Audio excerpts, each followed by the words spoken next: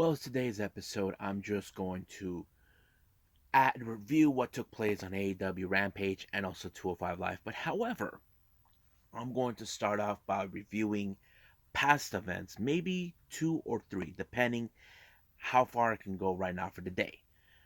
But these past events are from promotions you guys may or may not have heard. First one is from Glory Pro down in somewhere Illinois. It features wrestlers we already know, like Eddie Kingston, Davey Richards, Tootie Lynn, who's very famous in that particular area. And also we got Action Wrestling, which I don't know much about them, but I'm very curious to find out. But if I do have time, I'll add a third one, but I'll keep that a surprise. But if I don't put that on, I apologize. Hopefully I can try to get everything done in one day. But right now, let's get ready for another episode of the Leader Wrestle Zone. Are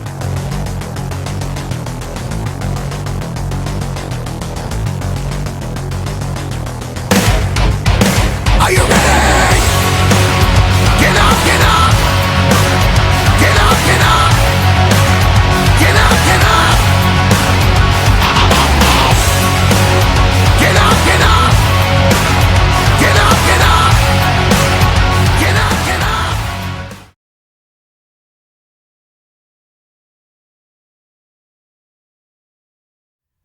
Hey everyone, welcome to the Leader Wrestle Zone. All things that it's pro wrestling with AEW, NXT, New Japan Pro Wrestling, Impact Wrestling, the National Wrestling Alliance, various promotions, wrestlers, matches, and championships. I am your host, J. Right here. So, let's review this promotion you may not have heard of, but if you guys have, then you should thank me. I did find out about it. This promotion is called Glory Pro Wrestling, or just for short, just Glory Pro. Let's just go with that. This is a promotion based somewhere near the Chicago area in Illinois. As you know, Chicago is one of the hot scenes for pro wrestling in that area. You got AEW and whatever ones that you may know of. But this was a pretty good show. The name of the show is called Down with the King. This took place back in August of August 22nd of this year. Let's go from start to finish. Now, originally it just happened real fast. First match, there was a three-way match in a dark match setting. There was this guy named Davey Bang who won the match, but however, Matt Fishett, who is a very pissed off guy who feels that a guy like Davey Bang is out to steal his spotlight, steal his spot, whatever. So he set up in a match, and it lasted only for 40 seconds after Davey Bang, on the other hand, already went through a battle that he already wasted all his energy, but however, he did not survive Matt Fishett at all. Now, our next match is a four-way match. We have Xavier Walker versus Mikey versus Cody Lane versus the Young Goat, Myron Reed. Now, you know how this four ways go. Anything could happen.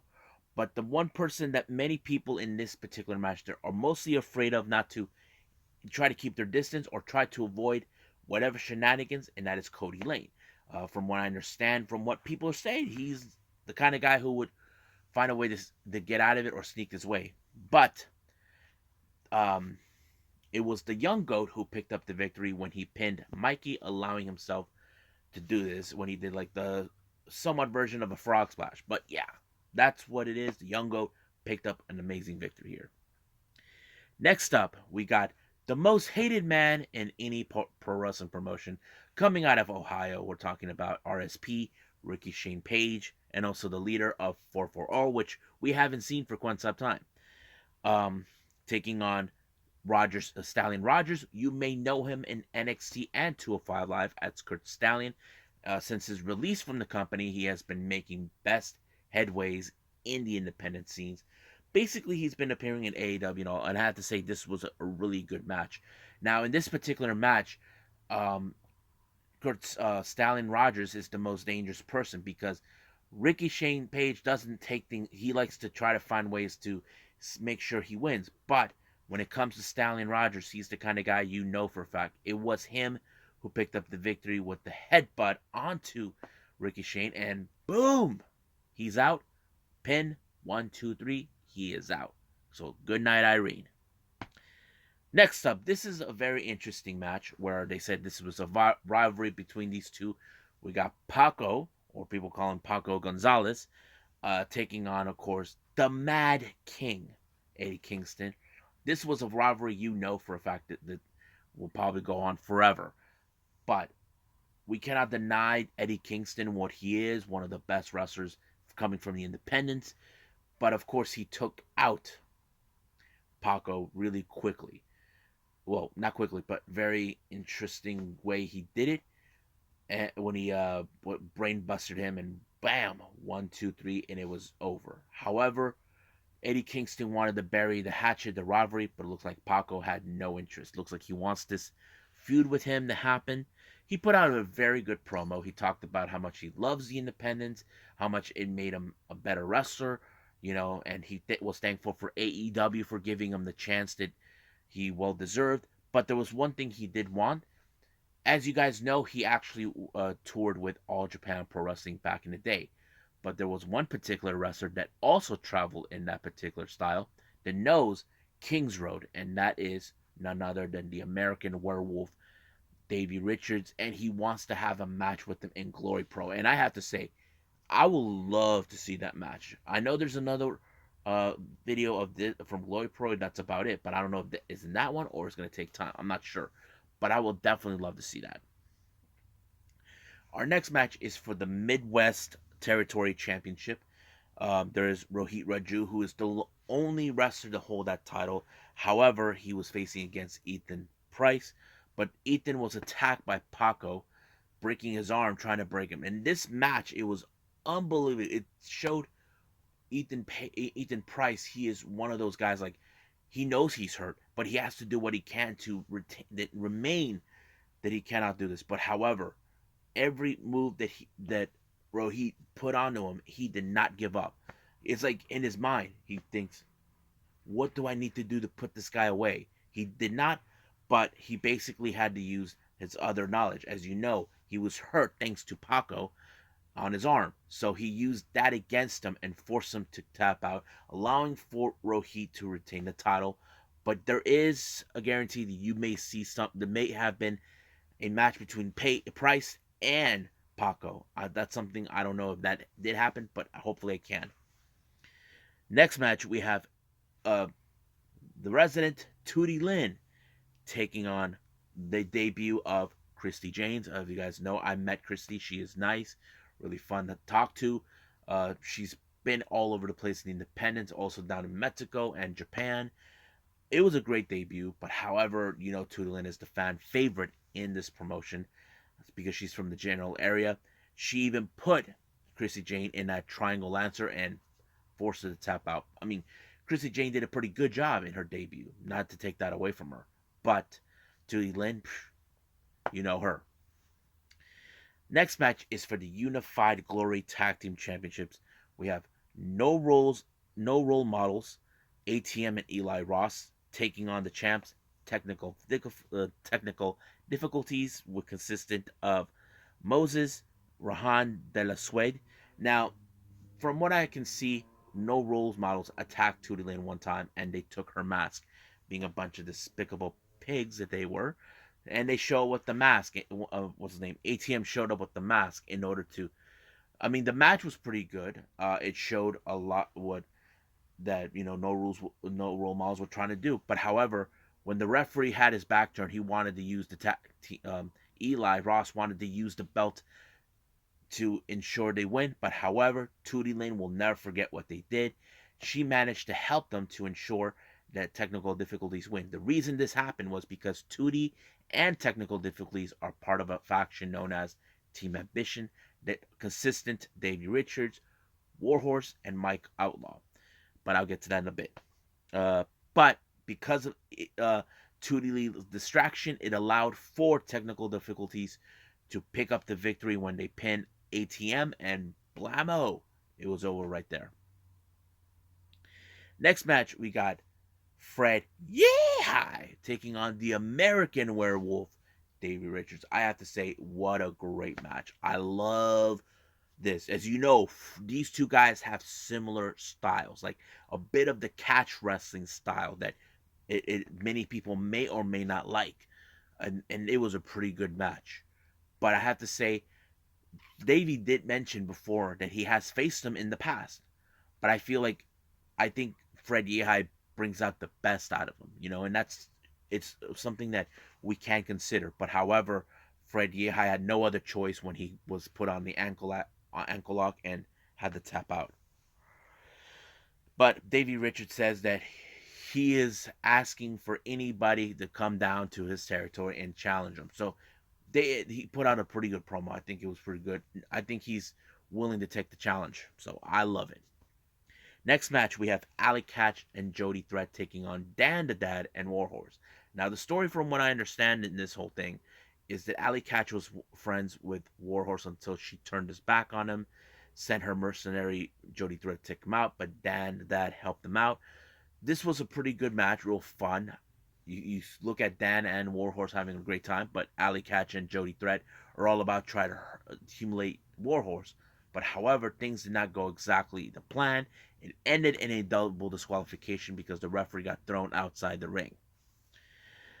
Now, our final match, which is the main event, is for the Crown of Glory Championship in a dog collar match. We have a member of Team Ambition, Mike Outlaw, taking on Jake Something, who was the champion, in a dog collar match. This match was out of this world. I was like, whoa, it's insane. However, Jake Something pull all the stops, chairs, tables, whatever he can find to put Mike Outlaw away. Whatever he did, it did not. But out of nowhere, Stallion Rogers showed up. Now, from what the commentators mentioned, it was Stallion Rogers who defeated Jake Something in his first reign, and that plays out pretty well. So I think that storyline tells that maybe there's still some unresolved issues. Both these men were the Crown of Glory champion, but I think no matter whatever situation this was thrown in by Mike Outlaw, he actually overcome everything, and he actually pulled it off when he put on the elbow right onto Jake Something and finally win the title. And here comes Team Ambition to congratulate him, knowing and that he actually pulled it off. But the real question does remain is, what does Stallion Rogers' game is this? He attacked both men. That is something I don't know, but we could see a possibility down the road, a three-way match for the title. Now, I don't know for sure if that took place, but if it did, I definitely would like to review that. So I think that's pretty much it. I think right now we need to move on with the next review from a past promotion from you guys that haven't never heard of, Action Wrestling.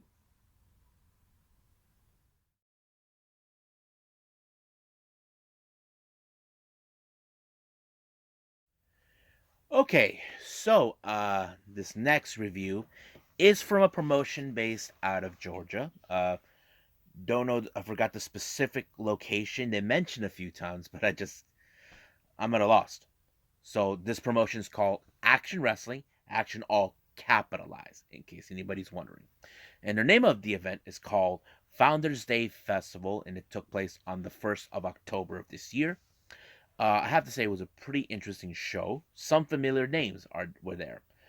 Others I may not have heard. But let's get started with the first match, and then we'll work our way to the end. Opening match was a 6-man tag team match. We have AC Mack, Rico Gonzalez, Cabana Mandan, who I've seen in GCW at Black Pro Wrestling, whatever, one of the shows somewhere close by, versus Jay Lucas, Shoto Gabe, and you may have heard this name before, Adam Priest, who's been in many promotions, also made appearances in AEW. It was a very interesting match. Now, what I did like about this is the commentators, what they were talking about earlier, that Adam Priest is the one person that nobody in the locker room likes. I'm like, makes sense. It's similar to what we're doing with what's going on with Grayson Waller. But there was a moment where things got there was a misfire. Priest made the decision to walk out and let what's his name, Shoto Gabe, take the fall by AC Mack and allowing for them to win. So Mack, Rico, and Cabana Mandan won the match, while Priest, he just didn't care. So that means he has no friends. Second match, this is between Noah Nossman versus a guy who's making his first appearance in wrestling. His name is Vinny Pacifico. Hopefully, I pronounced it right. Don't know much about these guys, but the way I look at Noah, he's more of like a bigger person. I don't know about Vinny that much, but it was a very interesting match. But however, I can tell you right now the result to skip it all the way to the end. It was Noah who won. It was very interesting. Now, our next match, we have a pair of wrestlers who made appearances in AEW in the past. Shug D, or as you know him by Chris Jericho, Pineapple Pete. Yes, people. He doesn't go by Pineapple Pete anymore, so he goes by Shug D. He's a heel in the independents. He mostly forms like somewhat factions in various promotions, taking on Ashton Starr, who we've seen on AEW. Yeah, but it was a very interesting match. However, Shug D in this particular match, he got away by winning. With the ref did not see it, he used the ring ropes into his advantage, and this was a very disappointing loss for Ashton, and he felt disappointed that he had to lose in that fashion. But you know what they say: there's always another shot at him. Next match is an 8-man scramble match. Now, keep in mind, scramble matches are the most insane. There is no count out. There has to be a winner by pinfall or submission. So, referee has his hands full. So, here's who they had. There's Jose Manuel, Cavron Canyon, Carson Dilbecker, uh, Tokiro, Blackjack Mac, and Teriyaki. Now, I don't know who these guys are, just to clarify. But the referee kind of lost himself. But however, it was Cavern Canyon who won the match.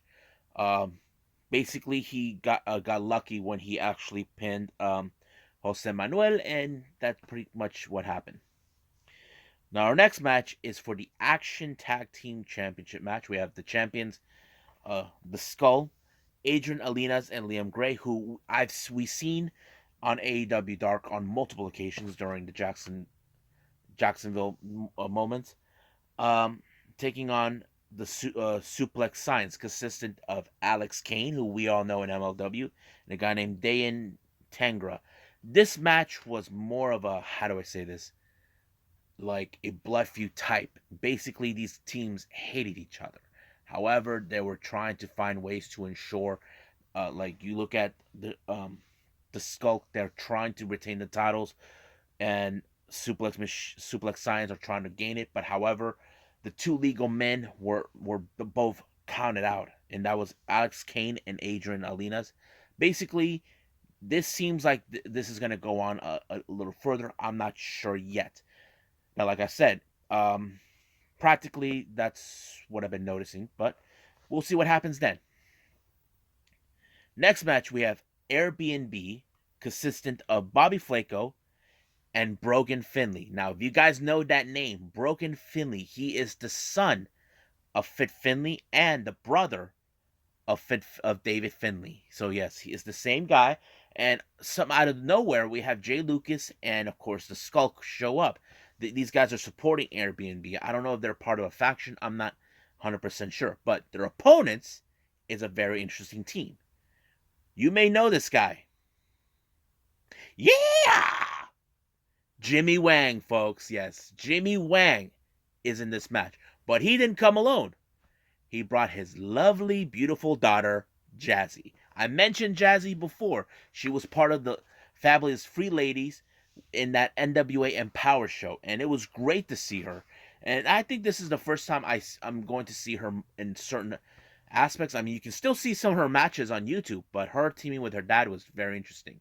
However, Bobby Flaco, he was looking for the pick a fight with Jazzy the most of it because he viewed her, I think in ring psychology wise, it was more like, hey, you're a girl, you don't have what it takes to take a guy on me. So it was like that. But however, you cannot count out her spirit. Basically, she knows that she could be outgunned, but she knows that her dad will always be by her corner, and that's exactly what. But the biggest mistake came from Brogan Finley when he tried to go put her through the ring ropes, but he's the one who ended up in the ring ropes while the Skrull and Jay Lucas were attending him, while Jazzy pinned Flaco with that one kick that her dad does all the time, and blam! The Wangs actually won this match, all thanks to Jazzy, and I thought it was a pretty good match. Now, our next match, this is a bit twisted. The promoter, the boss, named Matt Griffin, calls out Angelus Lane. I mentioned her on the previous um, event called by St. Louis Anarchy. Apparently, Matt Griffin had issues, and she is requesting a fight against Nick Hogan. Yes, guys, it's the same Nick Hogan. It's the son of Hulk Hogan. But Matt Griffin had enough of her without her knowing. He was stuck putting tape on his wrist, ended up in the match. Basically, it later turned into a disqualification because Shug D and Kevin Ryan showed up to give him a beatdown. Now, I don't know who Kevin Ryan is. He showed up, but Shug D, he seems like the ultimate heel in certain promotions in certain regions that I've noticed. But however, Ashton Starr, who still has a feud to go with Shug D, decided to help out. And then later, Alex Zane, who is, of course, part of the main event to take on Kevin Ryan, also showed up.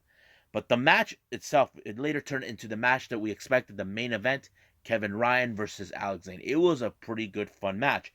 Now, Shug D was able to avoid Ashton Starr, but he decided to be in the commentary, giving his little thing that, oh, Kevin Ryan, he knows what he's doing. Alex Zane, he sucks. Trust me. That sort. But when he knew that things were getting out of control, or, on the other hand, where he wants to ensure that Kevin Ryan finish Alex Zane, he shows up, brings in a chair. The referee didn't pay attention that he tossed a chair in the freaking ring. Now, what Kevin Ryan tried to do, he put it in the corner of the turnbuckle, right in between the ropes, thinking that could work, but except Kevin Ryan got kneed himself into when he running to the corner, and then Alex Zane kicked the bejesus out of Shug D, allowing him for some to do his infamous twisty little flip right on the back, and blammo! He's out. Alex Zane won the match. Now, what do I think about this promotion? I have to say it was unique, different, and there was a lot of kids that kind of kept it more PG, to be honest with you. And even the kids interacted with the wrestlers, like Shug D tried to tell the kids when he cheated, he'd go, come on, come on, hit me. So I have to say it was a pretty good event. I was impressed. There are a lot of wrestlers I don't know, but thank God I've seen some that I recognized, like Shug D, formerly known as Pineapple Pete, Alex Zane, very others. But hopefully there'll be more like this I can get to watch, but we'll see when that day's come. But I believe right now we go to AEW Rampage.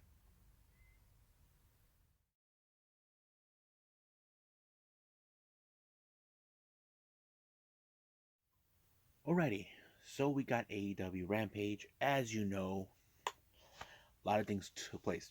Opening match is the 8-man tag team match between the Elite, or should I say the Super Click, Adam Cole, the Young Bucks, along with Bobby Fish, taking on the Best Friends / Chaos, Rocky Romero, Chuck Taylor, Trent, and Orange Cassidy. Now, this was a big of a feud, kind of like rekindling back what was going on in the Japanese days.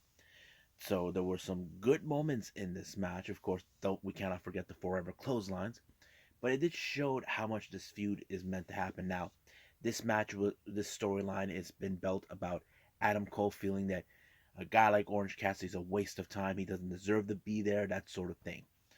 But, however, when it came to Trent, he was the one who saved the day when he pinned Bobby Fish. Now, this is a very disappointing loss for the Elite, but the real question remains, what's next? Well, what is their next feud they're going to build up with this? So that's something we got to see.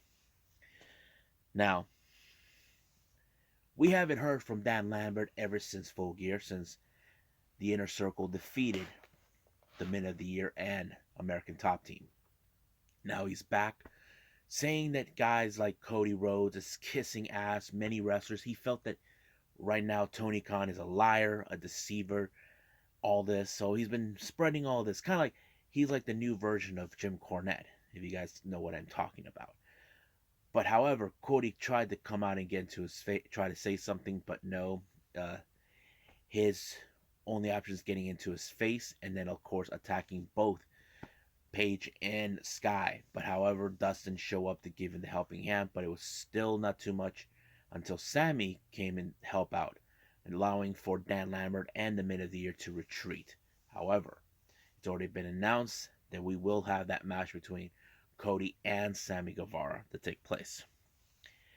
Now, this is a very interesting match. We have a submission match. As you know, Tay Conti has a background in judo. That is something we all know.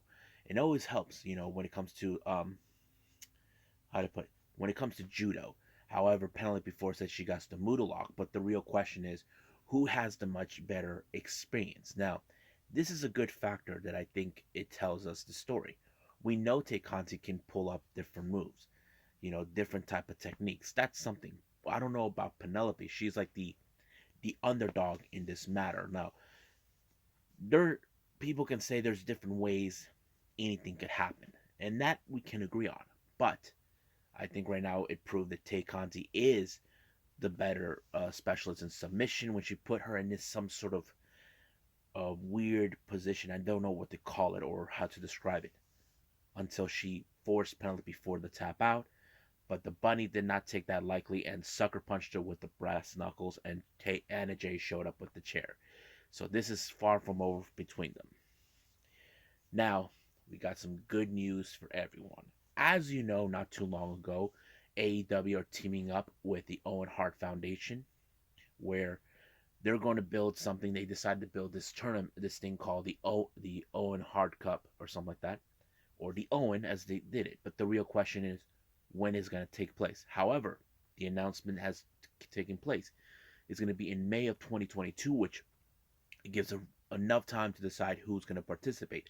But the best news is they're going to have more, not just the men compete, also the women. And this is something very, very impressive. However, we still don't know much about it. We do know that we don't know if there's going to be a stipulation. Like if the winners win, are they going to take a shot of the titles that are around? Kind of like some of what we see in tournaments. Like the G1. If you win, you get the G1 Cup, the trophy, that G1 trophy, and all that stuff. I don't know if that's the case. Then hopefully.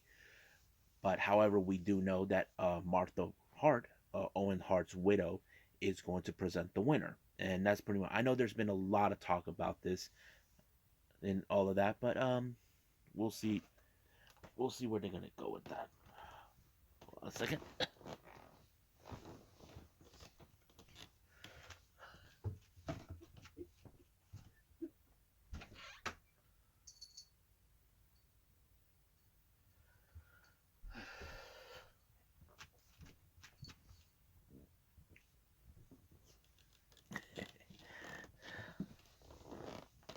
Yep, it's my cat, so she's joining us today. So anyway, the match is kind of like so. I'm excited for the Owen, but we still got time. So the real question remains: who's gonna participate? I know there's gonna be possibly a long list, a lot of guessing for the Owen tournament, but it is exciting news. So we will put a pin on that one and wait until more announcement comes in. Now the final match is of course the 10-man tag team match. One corner we have Eddie Kingston teaming up with the Lucha Brothers, Santana and Ortiz against Daniel Garcia, 2.0, and the Acclaim. This feud has gone far enough. They were out of control.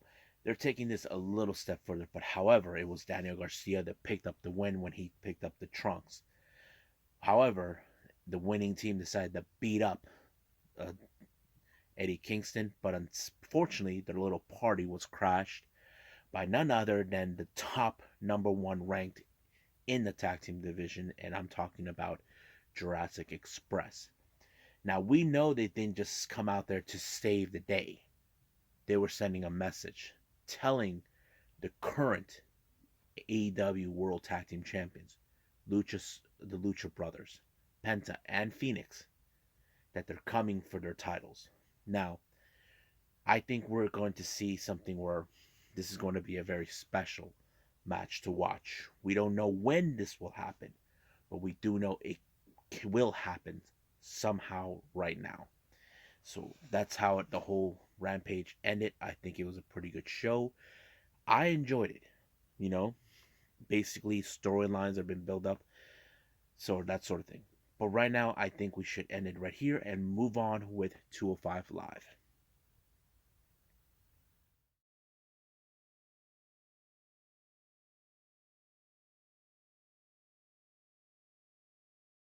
So the last thing I'm going to review for all of you is 205 Live.